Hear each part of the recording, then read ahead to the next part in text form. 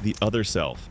Secret Window follows Mort Rainey, a writer isolated in a cabin, dealing with heavy writer's block and the end of his marriage with Amy. His routine is already a bit strange, but everything gets worse when a man named John Shooter shows up accusing him of plagiarism and demanding justice. Shooter starts pressuring him, appearing out of nowhere, speaking little but always with a threat in the air. Mort tries to prove the story is his, but the more he investigates, the more confusing things get. People around him start dying, and everything points to Shooter. But then comes the twist. Shooter doesn't exist and never did. He is a creation of Mort's own mind, a second personality that emerged to deal with his wife's betrayal, and even the name gives it away. Shooter, like shoot her. It's literally his repressed desire taking form. And worse, all the crimes were committed by Mort himself during these episodes. Whenever he put on the black hat, it was Shooter taking over. At the climax, Amy goes to the cabin trying to fix things, but it's too late. Mort is no longer in control. He chases her and her new boyfriend Ted, and both end up dead. Sometime later, Mort is shown living calmly, even lighter, and his writer's block is gone. In the end, he buried the bodies in the garden and planted corn over them. This final scene is deeply symbolic. He literally cultivates the secret while moving on with his life, as if he had finally finished his own story. And the most bizarre part, the police even suspect something, but never find anything. The final drop.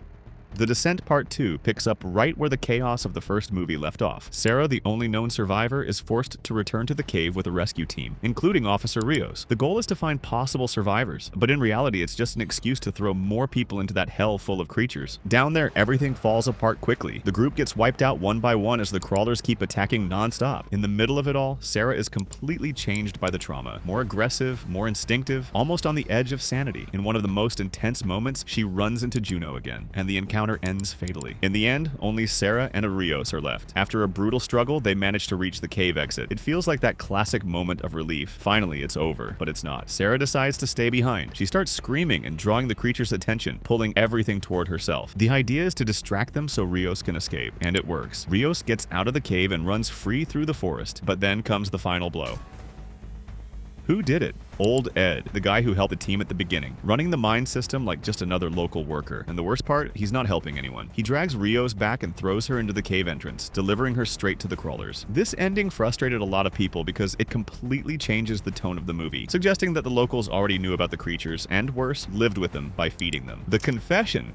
Devil traps a group of strangers inside an elevator and turns it into a tense psychological game. Little by little, strange things start happening. Lights flicker, people die, and suspicion grows that one of them isn't human. Outside, Detective Bowden watches everything through the cameras. He carries a heavy trauma. He lost his wife and child in a hit and run, and the person responsible was never found. Meanwhile, inside the elevator, fear grows as it becomes clear that the devil is there, just waiting for the right moment. In the end, the reveal comes. The old woman, who seemed like just another fragile victim, never died. She was the devil all along, manipulating everything to reach the last person, Tony. And that's when the movie completely flips. Tony, cornered, starts confessing. He admits he was the driver who caused the accident that killed the detective's family. Not only that, he shows real remorse without trying to escape the blame. For the first time, he owns everything. And that's what changes the game. The devil simply loses interest, because the logic is clear. He wants corrupted souls, not someone who faces their own guilt. He even shows something like disappointment and disappears, leaving Tony alive. This ending is different from most horror movies because it doesn't rely on defeating evil with force, but with something much simpler: admitting guilt. In a movie full of death, the ending is about that: repentance saving and forgiveness closing the story. The Cursed Video.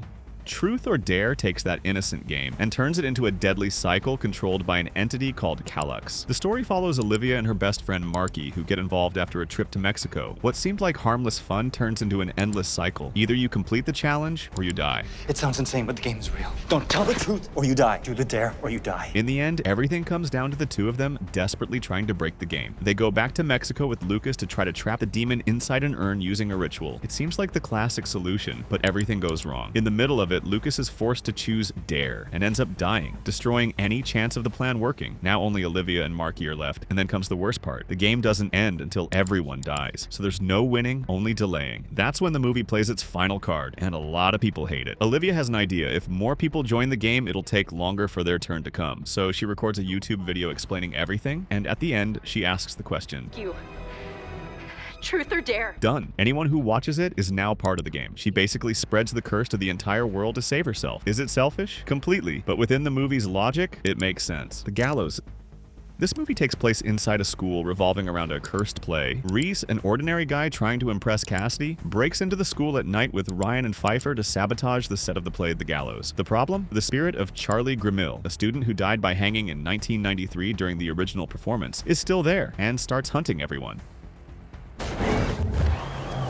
The tension builds fast. The group tries to leave, but the school turns into a maze. One by one, they get picked off.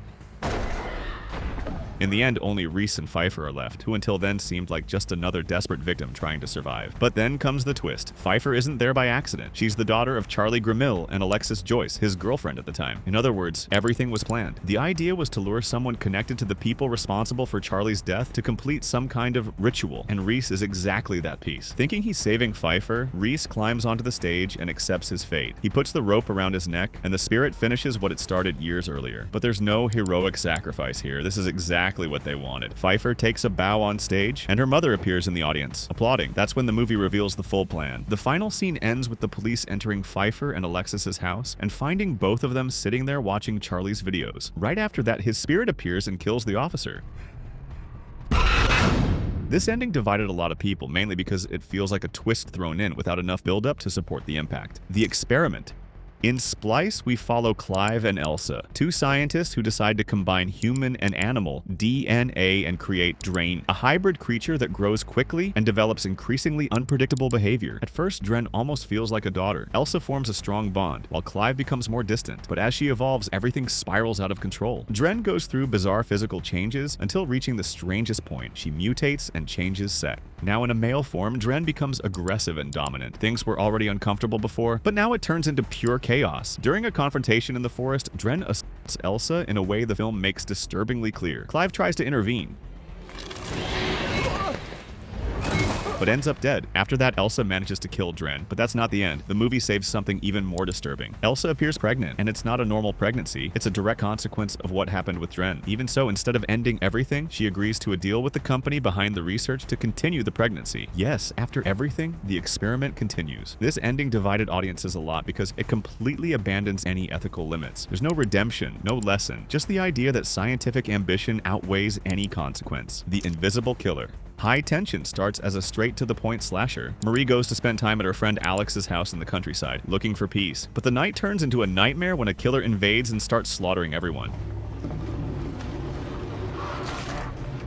From there, it becomes a constant chase. Alex is kidnapped and Marie hides, then decides to go after her to save her. The villain fits the classic mold, a dirty, violent psychopath driving a truck and showing up at the worst moments. But then comes the twist, and it changes everything. The killer doesn't exist. It's actually Marie herself. Everything, the truck driver, the chases, the murders, were her own actions during a psychotic breakdown. Her mind created that figure to deal with a repressed obsession with Alex. So while the entire movie looked like a survival story, it was actually the distorted perspective of someone completely out of control. In the end, Marie faces the killer in a final confrontation, but that's just symbolic. In reality, Alex realizes the truth. Her own friend is the threat. In a desperate moment, she fights back and manages to injure Marie to escape. This twist is one of the most controversial in modern horror. Some people think it's genius, others think it makes no sense at all. The final scene shows Marie institutionalized, watching Alex through a glass. Even there, restrained. She reaches out her hand, still obsessed. In other words, nothing was truly resolved. A different ending. The 2024 remake Speak No Evil takes the same base as the original. A couple and their daughter accept an invitation from another seemingly friendly family, and things slowly become disturbing. But here the dynamic completely changes at the end. Ben and Louise start to realize something is very wrong with Patty and Sierra. Small signs turn into clear warnings: controlling behavior, a heavy atmosphere, and especially the situation with the boy Ant, who clearly isn't there by choice. Unlike the original, where everything leads to an absurd passivity, here the couple reacts, at least a little. When the truth comes out, there's no acceptance, there's confrontation. The house turns into a stage for chasing, tension, and direct struggle. Ben and Louise stop trying to be polite and start fighting to actually survive. At the climax, they manage to turn things around. Patty, who had been controlling everything through psychological manipulation, loses control. And the most symbolic moment comes with Ant. The boy, who lived under abuse, finally reacts and takes part in the downfall of his captors, who killed his parents. The villains die right there. This change was completely intentional. The director wanted to create almost a response film to the 2022 original, which which became famous for frustrating audiences with the victim's lack of reaction. Where in that ending, the daughter is taken by the villains, and the couple is murdered without putting up a fight. Here, the ending delivers the opposite. The family survives, escapes, and even takes Aunt with them. And that's what divides opinions. Some people find it more satisfying. Others say it loses the disturbing impact of the original. The infinite cycle.